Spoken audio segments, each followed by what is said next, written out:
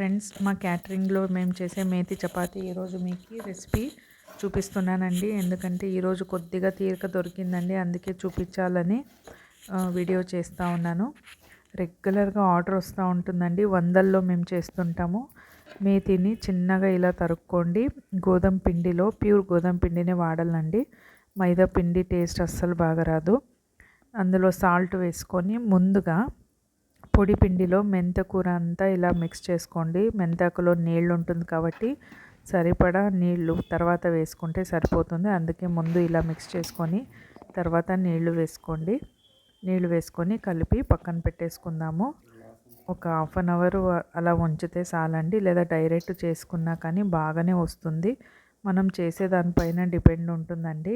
స్మూత్గా అనేది హార్డ్గా వస్తుంది అది అనేది మన చేతిలో ఉంటుంది.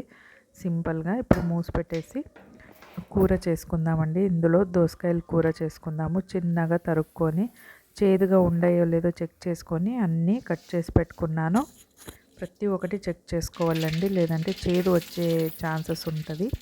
కొద్దిగా ఆవాలు వేసుకొని ఆవాలు చిట్పట్లాడిన తర్వాత ఒక 2 ఆనియన్ చిన్నగా తరుక్కొని, కరివేపాకు కూడా చిన్నగా తరిగానండి, వేసుకొని ఫ్రై చేసేసి, చాలా వరకు ఫ్రై అయ్యాల్సిన పని లేదు. లైట్గా ఫ్రై అయిన తర్వాత అందులో తరిగి పెట్టుకున్న కుకుంబర్ దోసకాయలు వేసేసి ఫ్రై చేసుకోవాలండి.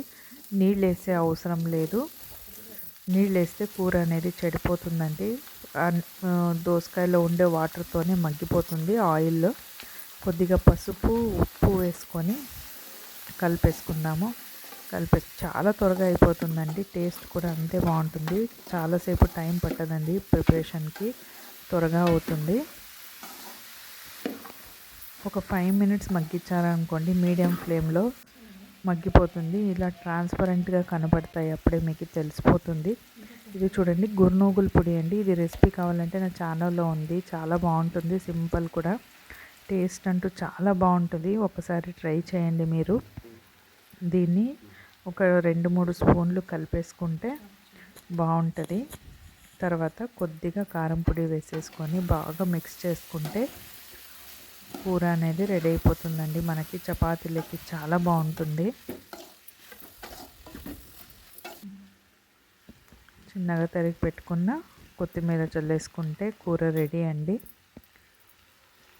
బాక్స్ కూడా ఆఫీస్కి పోయే వాళ్ళు ఉంటే ఆఫీస్కి, తర్వాత స్కూల్కి పోయే పిల్లలకి కానీ బాక్స్కి వేసి ఇలా చపాతీ చేసి పెట్టి పంపించారనుకోండి, చాలా బాగుంటుంది. ఒకసారి ట్రై చేయండి, మిస్ చేయొద్దు. ముందుగా చూడండి, పెన్నంకి ఇలా నూనె వేసుకొని బాగా స్ప్రెడ్ చేసి తర్వాత గ్యాస్ ఆన్ చేసుకొని చపాతీ వేసుకుంటే బాగుంటుందండి. అస్సలు ఒక్క చపాతీ కూడా కరుచుకోకుండా వస్తుందండి. ఈవెన్ రొట్టె చేసేటప్పుడు కూడా ఇలాంటి టిప్ పాటియండి, బాగా మీకు చపాతీ అనేది బాగా వస్తుంది అన్నమాట. ఒక హాఫ్ అన్ అవర్ అయిందండి పిండి తడిపి పెట్టి. చూడండి ఇంత స్మూత్గా వచ్చింది.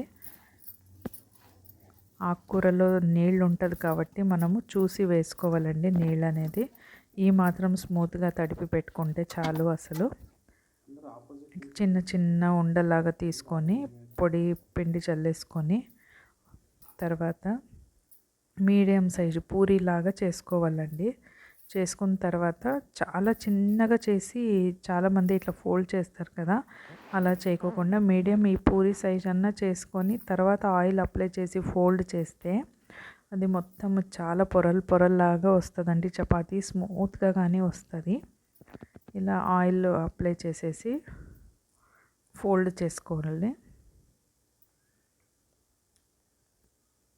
ఫోల్డ్ అయిన తర్వాత మరి పొడి పిండి